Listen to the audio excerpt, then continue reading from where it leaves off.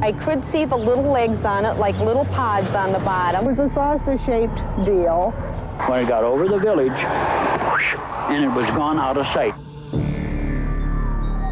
It was a disc-shaped craft that came very close to us, flying very, very quickly.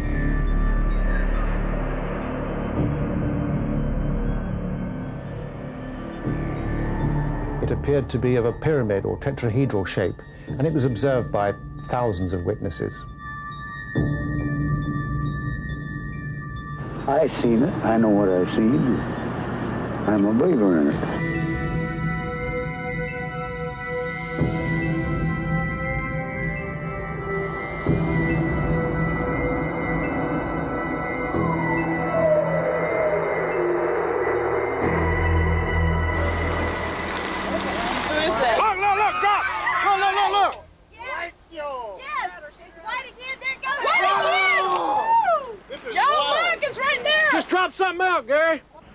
UFO-했대. 안 갖고 UFO-했대. UFO-했다래. Ontzettend groot. Ja? Heel klein. Oh, het heeft er allemaal op staan. I am Willem Heister. I made this recording. I'm the owner of the camera. I'm a lieutenant colonel in the Dutch army, also a military psychologist. Unidentified flying objects are usually dismissed as fantasy, but sightings are often reported by highly credible witnesses. They have even been seen by 2 British policemen. Patrol car Delta 9 with PC Roger Willey and PC Clifford Waycott, based at Oakhampton, were out on night duty patrolling the A3072, Hatherley to Holsworthy Road. Precisely 1 minute past 4 o'clock this morning, they sighted an object 400 yards away from them and at treetop level. They reported immediately to Oakhampton Police Station, where further men were brought out. There was no question whatsoever that this was a figment of the imagination. It was definitely there. It was definitely either manned by some sort of being or remotely controlled. It was definitely being controlled to view our car or... You had the feeling it was watching you? Definitely, yes. Pilots, astronauts, even the first round-the-world yachtsman Francis Chichester have reported seeing things which seem to defy rational explanation. It was a perfect shape. It was shaped sort of well, like a pearl with a tail. You know, just a blimp, a pure blimp shape. And I watched this thing, and suddenly it disappeared. And I thought, well, am I seeing things? Reports of sightings can always be questioned, but film of UFOs is harder to refute. These images were taken over Utah in 1952. The film was minutely scrutinized by the US Navy's Photographic Interpretation Lab. They concluded that the objects weren't birds or balloons, but self-luminous, unidentified flying objects. But in spite of such evidence, scientists have always been skeptical. Sir Richard, what do you think of this flying saucer business? Well, it's impossible to say what people actually see unless you're there at the time, and you do get all sorts of reports. If one didn't see it oneself, one can't say what it is they actually saw. You've never seen anything yourself? No, never. Between 1948 and 1969, the US Air Force investigated 12,618 reported sightings. Over 11,000 were identified as material objects, weather conditions, or hoaxes. But 700 cases remained unexplained. As the number of sightings grew, UFO groups sprang up all over the world. For Charles Bowen, editor of Flying Saucer Review, the debate wasn't so much about whether UFOs were real, but where they were coming from.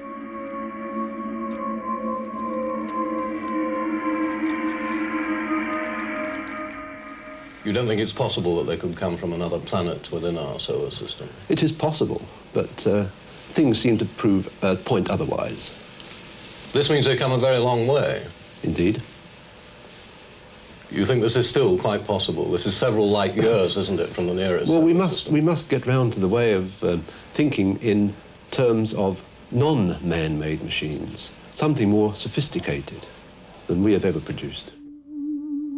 This film was shot in the United States in 1965. The image became world famous overnight. But was it genuine or a hoax? Like so much of the visual evidence, it's hard to prove one way or the other.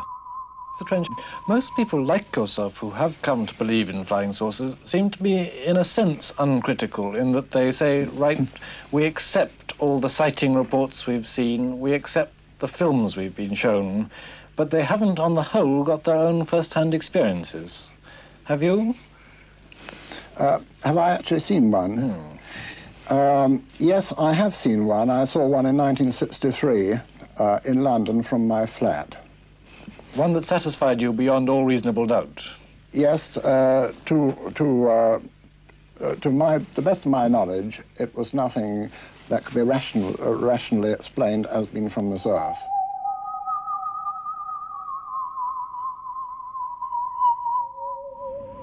South America seems to be the most active area for flying saucers.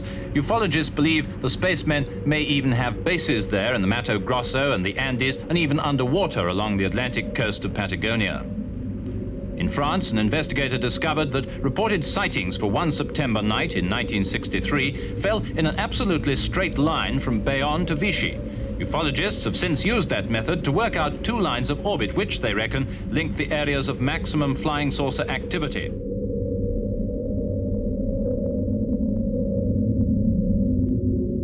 Gordon Crackey from the British Foreign Office had his own theories. I think that there is more than one type visiting us. I think there are at least 5. I'm talking of types of beings, not types of craft. There are about 30 types of craft. I think a minimum of 5 types of beings are coming, and possibly 8. And I think that some of them may be friendly and some may not be.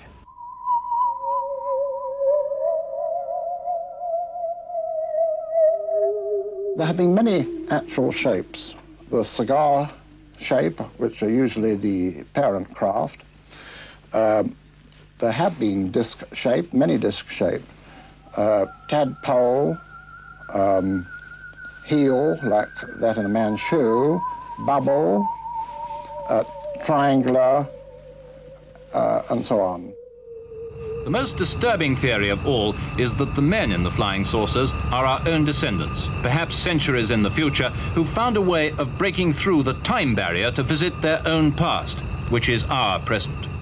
It is part of modern astronomy, isn't it? It's accepted by modern astronomers that it's possible that there are many planets in our galaxy that could sustain our kind of life, or life similar to ours. Oh yes, in our galaxy, but not in the solar system. This makes an enormous difference about the travel time.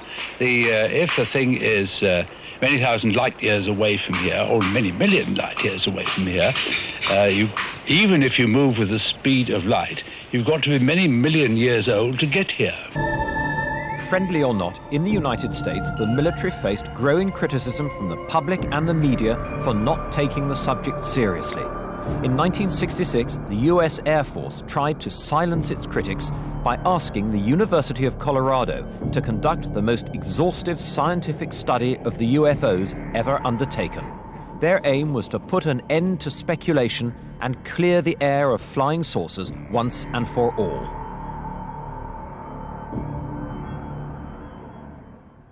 Author and UFO expert Timothy Good has closely studied the Air Force report.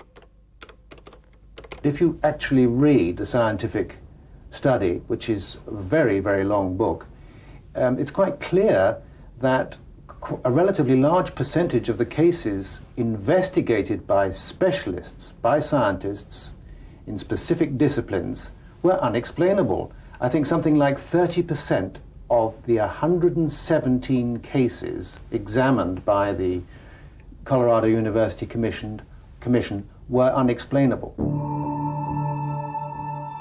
The report satisfied the military establishment, but it didn't stop the sightings.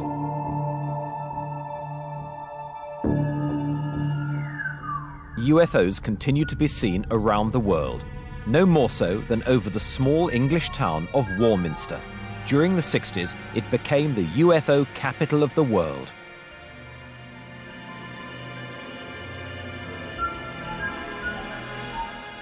A lot of people reported these strange clatterings on roofs, which, as I say, is often the onset of poltergeist activity. In other situations, it would be looked at in that way. And there were many sightings of people down outside the towns. People would be sort of walking in the fields, and they'd see someone who would just fade away or disappear, very ghost-like. A worried town came together at a public meeting.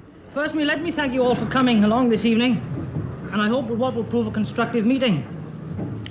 It is perhaps appropriate if I first give some background information to clarify the aims of this meeting. I called the meeting because some people said they'd seen things, and in the local paper they'd written a letter, and then some other individuals ridiculed these good people, saying they ought to take more water with the whiskey. Many of our townspeople have been frightened by unusual sounds. If tonight we can contribute something constructive to the explanation of these phenomena, it might be able to assure these people who have nothing to be alarmed about. The meeting was riotous. You couldn't get into the town hall. The main street was festooned with people. Personally, I had to have a police escort to get in. One night back in the summer, it could have been the 11th of August, I heard a sound that was really horrible, what I would have said was a Commodore Garden helicopter sitting only a few feet up above the houses in the town. At 4:45 in the morning, I was wakened by this dreadful droning sound. Would you like to speak up? And I went to the bedroom window, and I saw this brilliant object. It was quite low in the sky, and I live up Beacon View that way, and it seemed to be travelling very slowly, and I was petrified. I just couldn't move. I was shaking like a leaf. I just couldn't move, and it was going on for half an hour. How many people here tonight are afraid of the thing? How many of you? Was this the thing?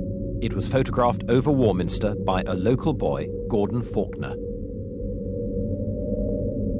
From what he told me at the time, he was coming out from his house to take his camera, which was a rather nice one, a Japanese one, that time, much better than the one my daughter had, and he was bringing it down to loan it to her, and he was just coming out of his garden door, and he looked up and saw this thing across the skyline above the houses, and he thought, that's something odd, and he had his camera, so he just snapped it.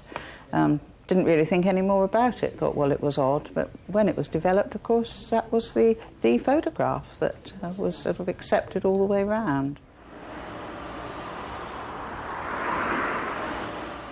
The events that so terrified the inhabitants of Warminster sparked the imagination of John Spencer, then only 11 years old.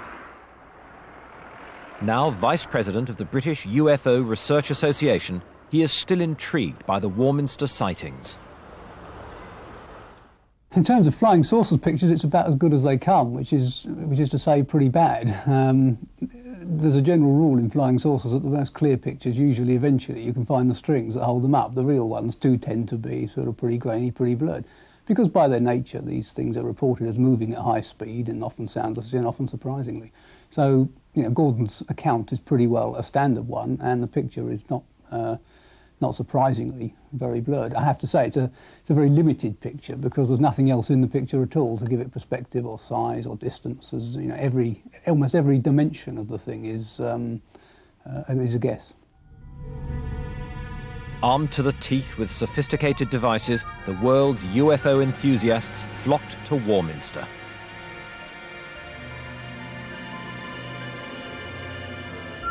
Every night, sky watchers crowded onto the hills, determined to catch a glimpse of an extraterrestrial.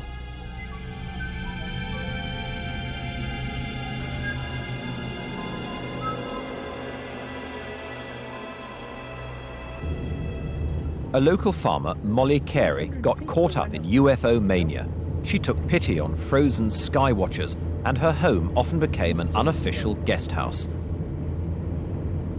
Some nights, she'd have up to 20 people sleeping on her floor. It hasn't really changed. It must have been over 20 years ago, was it? people used to come from all over, and it has been said there could have been one or two aliens came, but that was just what they used to say.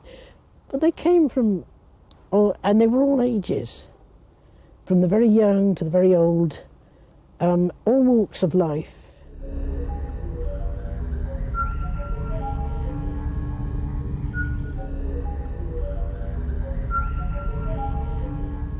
I remember the UFO flap down in Warminster. Back in late 1964, I think it started, and it went on through 1965 through 1967. At the height of it, I went down there, and I can remember traipsing around very cold hilltops together with teams of other enthusiasts. I never saw anything other than satellites and aircraft, I have to say, even though others disagreed with me. What was always interesting with the Skywatchers is that you could see the sociology of UFOs as well as what was in the sky. You could see different people, and you could stand in a group of people, and in 6 people, 3 of them could see lights in the sky, 2 of them could see nothing whatsoever, and another person could see portholes on a spaceship from Venus. And that was always fascinating, that different people could interpret things so obviously genuinely and passionately, but it taught, I think, all UFO researchers a lot about we have to study people as much as we have to study photographs. 30 years after the famous photo of the thing appeared, John Spencer had a call from a friend of Gordon Faulkner claiming the photo was a fake. Gordon Faulkner and I did some experiments with little models made out of milk bottle tops and buttons, and I can't remember exactly what they were made of, but they were all small. They were trying them in the air, taking photographs, trying to get a rough idea as to how small it could get. The film being developed by somebody local. According to Roger, Gordon and he and others involved, indeed he thought people working here in the Warminster Journal at the time, got together to play a practical joke on the then owner, Charlie Mills. Roger makes the point that, considering the fuss that had been going on in Warminster, he believes that Charlie Mills knew this was a joke, because here it is, it's a tiny little paragraph here, and it's right next to Mrs. May Butterworth advertising for someone to take over the job of counting wildfowl on Shearwater in the winter months. In other words, there's been no fuss made about it, considering the apparent value of this, and considering the extraordinary spread that came in the Daily Mirror when Arthur Shuttleworth took it to the Daily Mirror within the next day or so.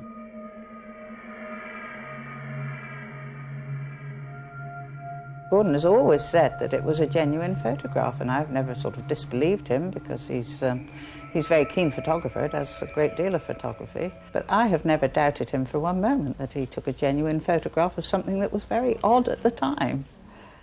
If anyone can prove that Gordon Faulkner is telling the truth or lying, or that Roger is telling the truth or lying, it won't make any difference to the impact this photograph had. Whether it was milk bottle tops and buttons, or whether it was a genuine UFO, the picture centred attention on Warminster.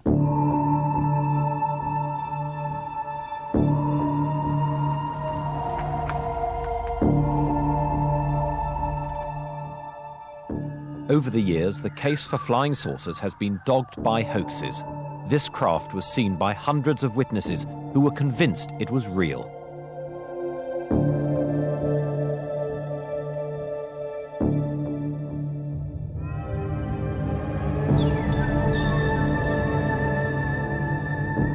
In reality, it was just an elaborate April Fool's Day joke to publicise an airline.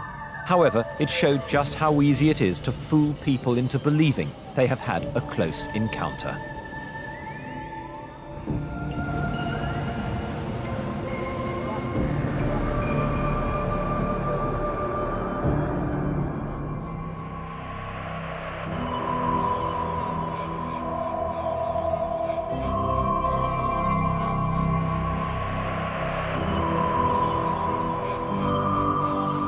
Photos and fleeting sightings can easily be explained away, but in the 1980s, the story took on a new dimension. Strange crop circles began to appear in Wiltshire, England, just a few miles from Warminster, the centre of UFO activity 20 years earlier. Even some die-hard skeptics were puzzled.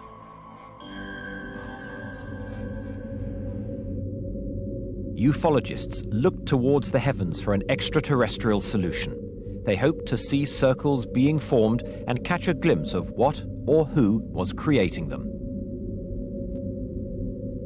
Seriologist Colin Andrews has been investigating crop circles for more than a decade. We are looking at extraterrestrial or indeed simply a level of nature, high nature, we don't understand. Once again, sky watchers began flocking to the hills.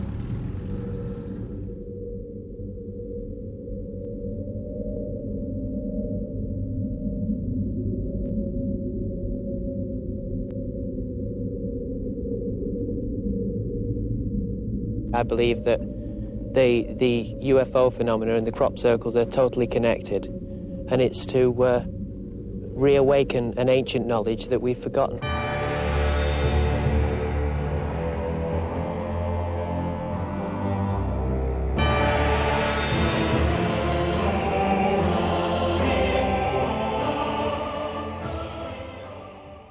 Colin Andrews has been collecting and processing crop circle statistics in an attempt to solve the riddle.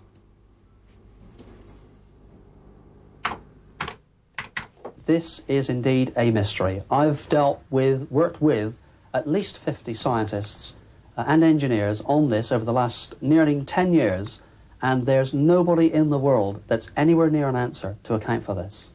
I believe we're looking at some form of intelligence.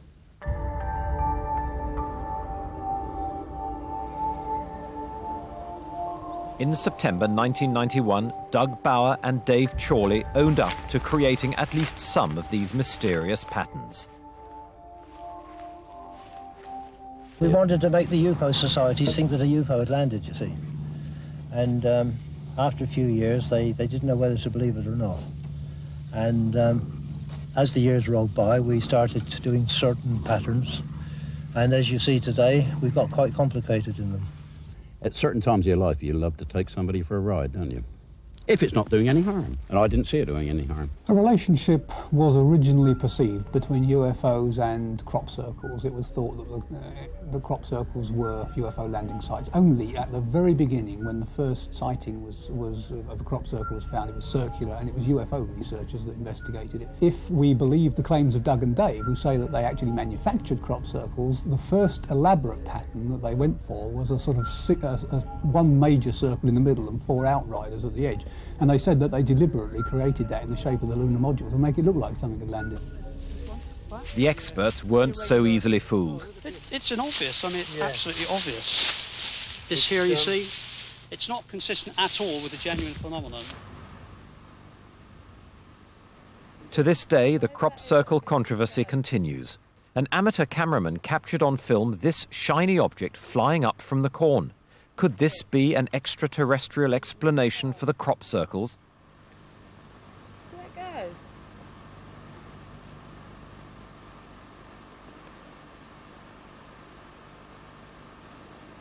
Now where's that piece of paper? It's a bird. What? A shiny bird?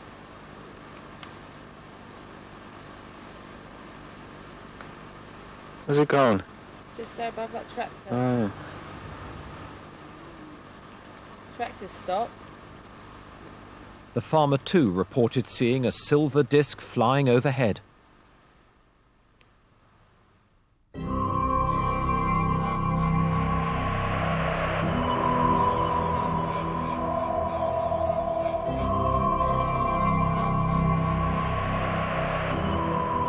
In the late 1980s, the ufologists' attention switched to Florida and the town of Gulf Breeze.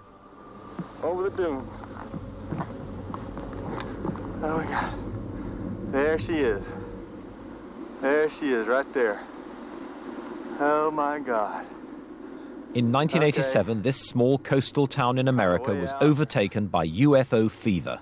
Like Warminster, the UFO sighting put Gulf Breeze firmly on the map. Watching it here, kind of solid in the sky right there. That's the tower way back beyond. Local property developer Ed Walters took this video in 1993 while walking along the Pensacola shoreline. Oh my God, just hovering right there. Bob Urschler, an aerospace technologist, was intrigued by the stories coming out of Gulf Breeze and went to look for himself. It was at night the first time Ed and I were driving in his truck just across the bridge here to Pensacola. And as I'm sitting in the passenger seat looking across at Ed, I noticed just out through the window this extraordinary object, really, that was just above the water. You could even see the glow of the light on the bottom of the craft reflecting off of the water surface, which was kind of ripply, and it was such a shock, really, to see exactly what was in the photographs that I had been analyzing for the past year. And I'm asking Ed, what is that? And he's looking out the window, and he's excited as I am, because this is the first time anyone else has been with him when he actually saw, much less photographed, one of these objects. So he's asking me what I'm seeing, and we're describing to each other exactly what we're seeing, and this thing is just pacing along with us for about a minute and a half as we cross the bridge here and approach this hump, and then it just kind of glided over towards the shoreline, away from us and out of sight. Urschler had studied dozens of pictures of Gulf Breeze sightings. Seeing one for himself dispelled any remaining doubts about their authenticity. It was no longer an issue of, was it real? It was indeed real. It was a real solid object that could perform physical characteristics of aerodynamics that was absolutely foreign to aerospace technology as I knew it. Ed Walters took some spectacular pictures of what he saw above his home. To many people, they were convincing proof that flying saucers are real. Some months later, Ed took this video footage from his back garden. It appears to show three similar objects maneuvering behind the trees.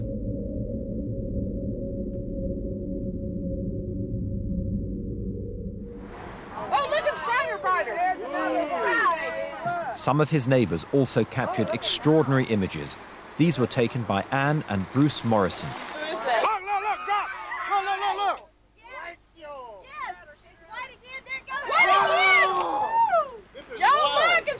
Just drop something out, Gary. Again. It's still coming down. Pictures like these were reinforced by physical evidence of inexplicable goings-on. One particular instance still stands out. December 17th of 1987 marked a threshold in the evolution of the investigation here of the UFO phenomenon in Gulf Breeze. On that night, Ed Walters, from his house just down here, got the familiar buzzing he'd been accustomed to hearing with the craft showing up, and he looked out and saw this craft right out here above the field, just a few feet above the ground. And what was remarkable about that in the photograph that followed was in the days and weeks of the investigation that followed, we had a physical phenomenon. The craft had affected the grass here and the soil in such a way that first all of the grass had turned white, and the ground itself had undergone some sort of energy exposure. For 2 years, you could clearly see the mark where this craft had been hovering. The local grounds crew here at the school had come out and put fertilizer down and seeded it and watered it and couldn't get anything to grow. And as you can see, they even recently brought in a brown type of topsoil, which is different than the white surrounding sand here. And you can see they've still not been successful in getting something to grow here in the field. Across the world, in Moscow, a group of scientists have observed similar phenomena. Professor Semyakov is a biologist. Но обычно мы стараемся, чтобы были свидетели. Значит, лучше, если бывает несколько свидетелей, которые фиксируют это место. А затем мы проводим параллельные исследования, то есть делаем биолокацию, и либо радиометрическими методами определяем место посадки НЛО. He's studied dozens of sites where UFOs are said to have landed. One he's looked at in detail is just outside Moscow. Там характерно было то, что была вдавлена почва, как бы огромный каток был поставлен на почву диаметром 4 метра. Почва была вдавлена на 5 сантиметров. Это пока говорит о очень большом весе НЛО. И НЛО представляло собой, как по следам, по рассказам очевидцам, колбу. Эта колба была как бы на ножке, стояла на поляне и возвышалась даже над лесом на 5 метров. He has also conducted experiments using insects. И что для этого пришлось сделать небольшой аппарат. Он заключался в том, что мы взяли камеру, в этой камере была мембрана, и в эту камеру помещались мухи. Но мухи какие? Дрозофилы, бескрылые линии. Мухи могли только бегать по этой мембране, но не могли летать. Далее шел усилитель, и все это прослушивалось наушниками. Получалось так. Достаточно было, вот в частности эти исследования проведены также в Шарапе-охоте, было достаточно войти в зону посадки НЛО, как мухи возбуждались. Достаточно было выйти из зоны посадки, мухи опять затихали. Обычно в темноте, в камере, в которой они находятся, они ведут себя тихо и не двигаются. Таким образом, мы можем создать и биоиндикатор, который работает на основе использования насекомых, которые очень чувствительны к различным полям и изменениям полей. Many UFO sightings take place near military installations. One of the best documented was at a US Air Force base in Suffolk, England in 1980. Guards reported seeing a strange object in the forest. A patrol was sent out. The following extracts are taken from a recording made at the time. Slow down. Where? Right in this position here, straight ahead in between the trees. What is it? We don't know, sir. So you got a guess where? Yeah, it's a strange, small red light. We're about 150 or 200 yards from sight. Everything else is just deathly calm. There's no doubt about it. There's some type of strange flashing red light ahead. It's yellow. I saw a yellow tinge in it too. Weird. It appears that he may be moving a bit this way. It's better than it has been. Yellow. It's coming this way. It is definitely coming this way. The two pieces of it are showing off. There is no doubt about it. This is weird. 0-315 now. We've got an object about 10 degrees directly south. 10 degrees off the horizon. And the ones to the north are moving. One's moving away from us. It's moving out fast. This one on the right heading away too. Yeah, we're both heading north. Okay, here he comes from the south. He's coming toward us now. Now we're observing what appears to be a beam coming down to the ground. This is unreal. The patrol was led by Deputy Base Commander Colonel Charles Holt, who sent an official memo about the incident to the Ministry of Defence. He received no response and no explanation for what they saw. In March 1990, there was perhaps one of the strangest close encounters of all, over Belgium. This time, the Belgian Air Force were able to scramble 2 F-16 fighters to intercept the unidentified intruder.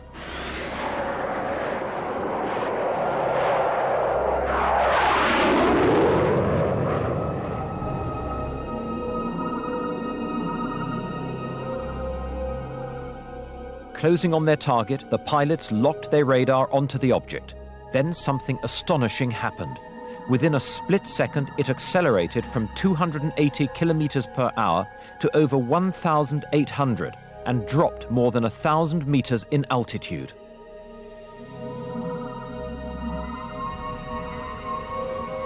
The force created by such a maneuver would be 4 times greater than the human body can withstand. Unable to match the speed of the UFO, the 2 F-16s returned to base.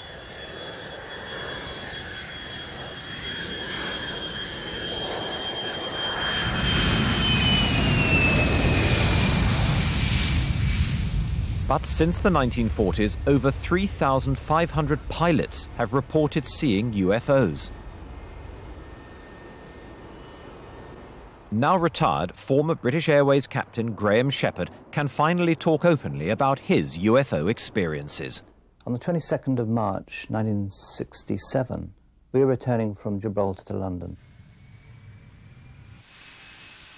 Quite suddenly, we were aware that ahead of us was a star which was at least twice as bright as the best of Sirius or Venus All the while it was changing colour. It was very, very bright, iridescent colours.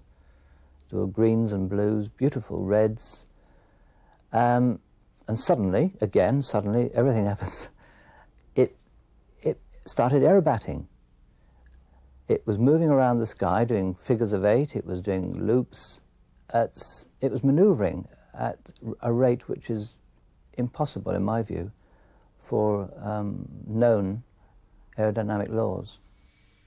And we asked Bordeaux Radar if they had any unidentified traffic, and they did confirm that they had unidentified traffic 10 miles to the west of us.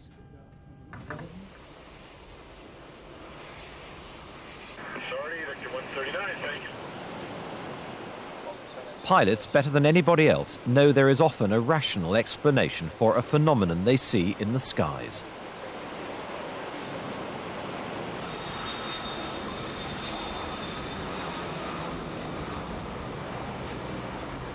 You see a number of things from the flight deck. Other aeroplanes, we see reflections from the ground. This is day and night time. Cloud formations, the effects of sunlight on cloud, ice crystals. At higher levels, it's quite common to see satellites. Visibility is excellent. It's a very wide angle of view laterally and vertically.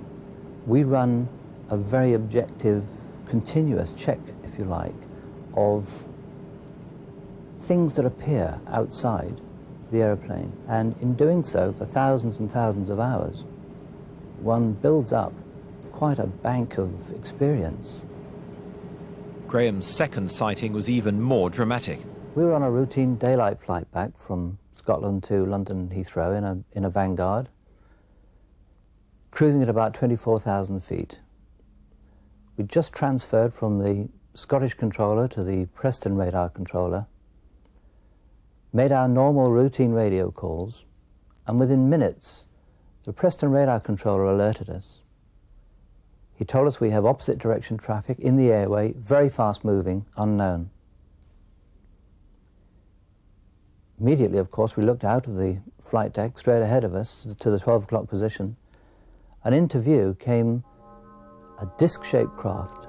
It was shaped like a discus, shining in the sun. A more accurate description would be like a hubcap of an American car. The cupola on the top, diameter about 30 feet, in my view. I was looking down on the craft, the machine, as it came past, flying at very, very high speed. It came to within about a quarter of a mile of us. I was looking down on it, some 200 to 300 feet below us.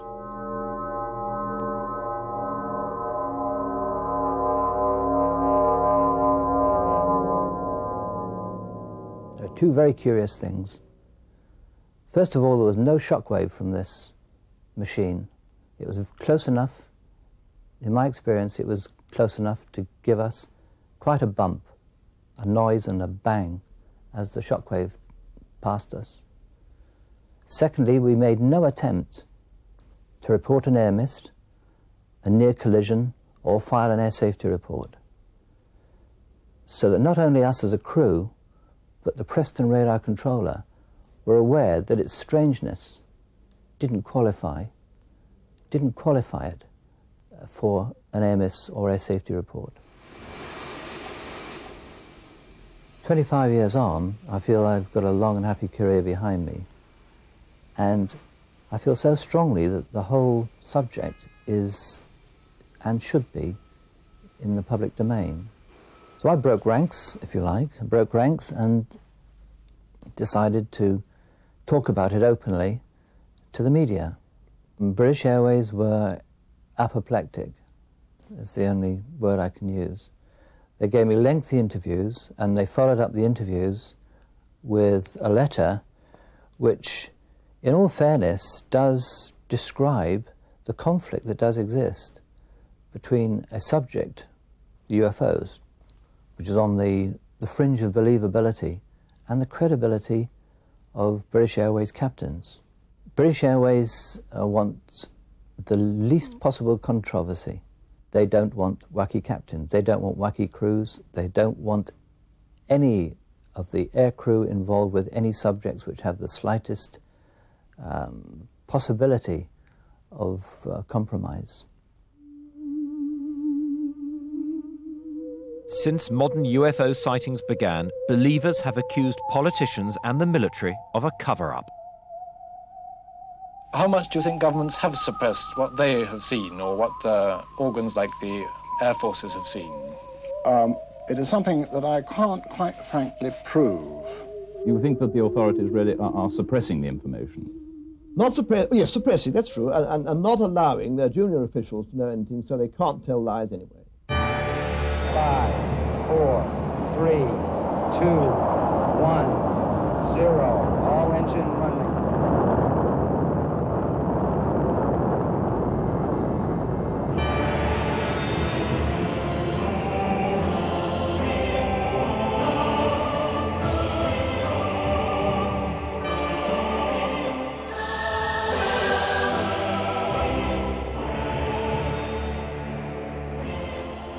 Mankind is only a fledgling traveller in space, but in just 30 years we've already landed men on the moon and sent probes to other planets. Are we really the only people out there?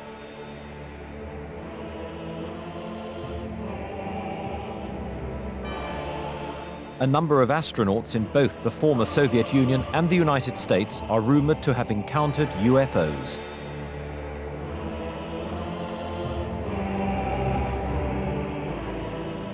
Armstrong is reported to have seen a UFO or 2 UFOs on the moon, together with Buzz Aldrin.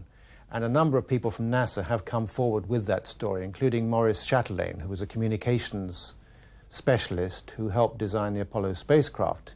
He confirms that both Armstrong and Aldrin did indeed see UFOs on the moon. I'm not a conspiracy freak as such, but the fact of the matter is that there is an officially acknowledged cover-up of the UFO phenomenon, certainly by the United States authorities. This is easily provable because since the 1970s, thousands of documents on UFOs have now been released by the intelligence community. I'm talking not just about the FBI and the CIA, with which we're all familiar, but the Defense Intelligence Agency, the National Security Agency, the State Department Bureau of Research, the Atomic Energy Commission, Army, Air Force, Naval Intelligence, and several others, all of whom, with the exception of the Air Force, denied any serious involvement in UFOs and denied having any documents. But thanks to the Freedom of Information Act, we know they've been lying. In Washington, D.C., the Federation of American Scientists has been campaigning against what it sees as excessive government secrecy.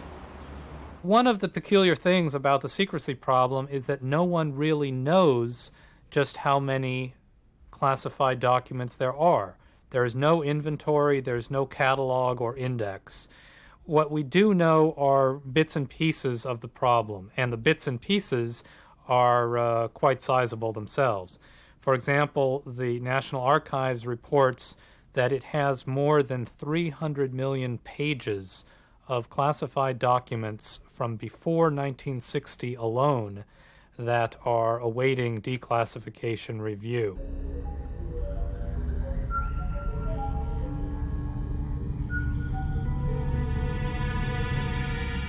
There is a vast quantity of government documentation on the phenomenon of unidentified flying objects of one sort or another. Timothy Good has had first-hand experience of official secrecy.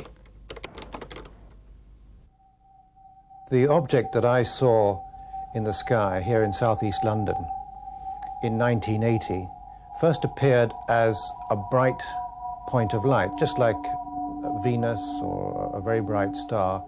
And at first I thought maybe this was an aircraft reflecting the last rays of the sun, because this was at about 4 in the afternoon. But then I realized that it wasn't really in the right position for Venus or any other planet. It was much too bright to be a star. Somebody got videotape of it from the Sevenoaks area, and this is, I think, a 35 to 40 minute video. and that clearly shows a point of light in the sky. Unfortunately, you know, without a powerful zoom, you don't get any idea of the shape of it. I mean, that could not be a weather balloon. That's impossible. Well, it is. Because it wouldn't move up and down like that. It wouldn't keep sort of going up and then going over, reappearing, and it's sort of going in a sort of circle, isn't it? 40 other people reported sighting a similar object. Subsequently, I made a lot of inquiries about this object, and I tried the London Weather Centre. They said they'd had no reports of unusual activities. I contacted Civil Aviation Authority at Heathrow. They said that no airliners coming into or leaving Heathrow had reported sighting the object. Ministry of Defence confirmed all that and said that there had been no radar tracks of unknown objects at the time in question. Now, that's quite possible, of course, especially if the UFO was able to disguise itself or to screen itself in some way from radar. But I am surprised that some pilots, at least, didn't report it, because it would have been seen from a very, very wide area. And I'm sure that thousands of people must have seen this thing. I mean, it was alternately hovering and manoeuvring in a completely clear sky for an hour and 10 minutes. Some of the clearest and most frequent sightings in modern times have happened in Elmwood, Wisconsin. They had so many close encounters that the town became the inspiration for Steven Spielberg's famous film. When the sun goes down over Elmwood, Wisconsin, the people of this tiny town see them. I could see the little legs on it, like little pods on the bottom. It was a saucer-shaped deal. When it got over the village, and it was gone out of sight. Oh, look, it's brighter, brighter. There's another one. Almost everyone in this community of over 900 people has either seen a UFO or knows a relative who has. People call it the Forbidden Village in the Forsaken Valley. But Elmwood decided to go one step further in making contact. In our opinion, this is going to represent man's grand attempt here to reach out and establish a relationship with this society. They're trying to raise $16 million to build a landing base and entice their alien visitors out of their spacecraft. But there are many people who already claim to have met aliens. I was here in this room, in our bedroom, and it was 3:17 a.m., the early hours of the morning. I was here alone. My husband had gone away on a training course. I was sleeping on that side of the bed, and my young son was sleeping on this side. He was a lot smaller then. And I was woken up by... It was just a strange feeling, really. It was like unseen hands sort of shaking you awake. And I had this urge to get out of bed and go and look out the window. It was like someone was telling me to go and look out the window. Just very strange. I did. I got out of the bed and I walked over to those windows and looked out, and in the distance there were lots of little lights moving around, and I thought at first that they were just stars, you know, moving around in the distance. I remember thinking, you know, wow, they look pretty, and then realising that stars don't do that. I felt myself sort of being lifted up, being pulled upwards, and I was in this light, lots of blue-white light. And then the light dimmed down and I could see sort of shadows moving around in this light. And then the light sort of dimmed down a bit more, and then there standing in front of me were what I would describe as 3 non-human beings. They're about 3.5 to 4 feet tall, brown, tan in colour, and had large oval heads, large oval black eyes, had long skinny arms. They looked like undeveloped children. They moved up and stood in front of me, and one of them stood directly ahead and one on either side. And they had a funny smell to them. I think the most traumatic part really was this taller one had come and stood by my head, and he wasn't holding me, but I felt like he was holding me down. He was leaning across the head of this table and staring into my face.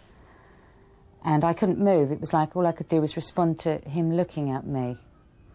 And one of the other little brown guys came over from the right, and he was holding something that looked like a single strand of fibre optic cable, and it was lit up all along its length. It didn't have a light on it or anything, it was just a light. And the one standing at the head of the table took my head and sort of turned it slightly facing that way. And then I just felt this most tremendous pain, like my head was being sort of split open on the inside. It was just a tremendous pain. And I knew that whatever this was, that this one was carrying, that they'd stuck it into my head. And I felt a sharp pull at the back of my head, like a tug, a sudden tug. And I was laying on, as I say, laying on this table, and I can remember I'm crying, and the tears are running down my nose and sort of dropping onto my lip, and I can taste them. I can taste the salty tears, you know, and it's not the sort of thing, those aren't the things that happen in dreams. Those are the things that happen for real.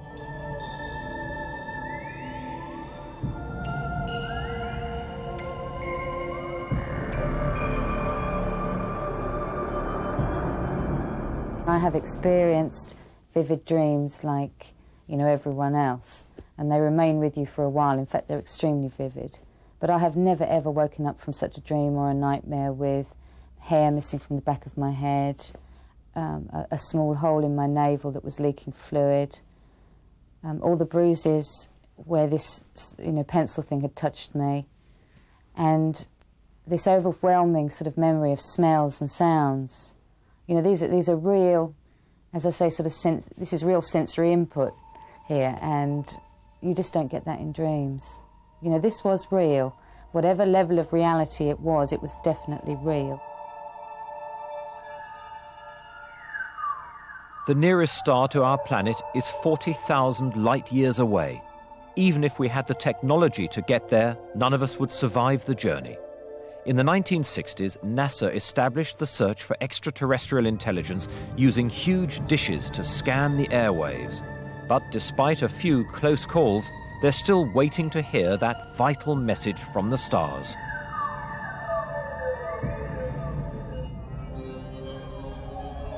This object was seen in Ottawa, Canada in 1991 and recorded by an unknown cameraman. The object still remains a mystery.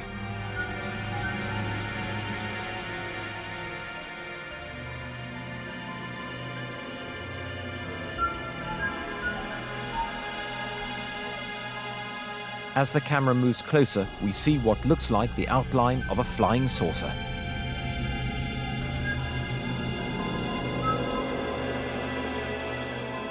I believe UFOs have been going on, if they are natural energies, they've been going on as long as the Earth's been going on. I think it's part of the natural environment of the Earth.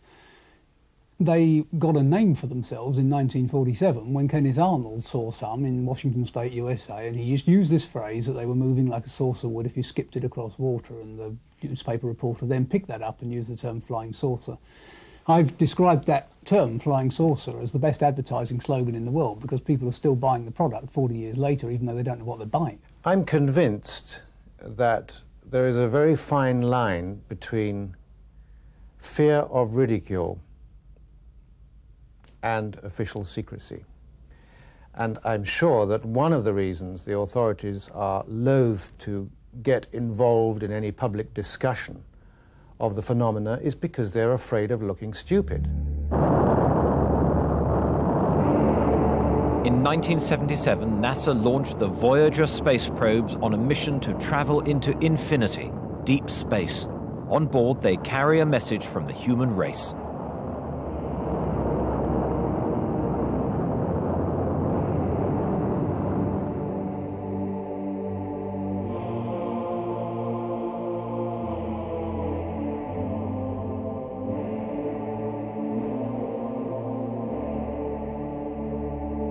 In years to come, they too could become mysterious UFOs, circling above some far distant planet.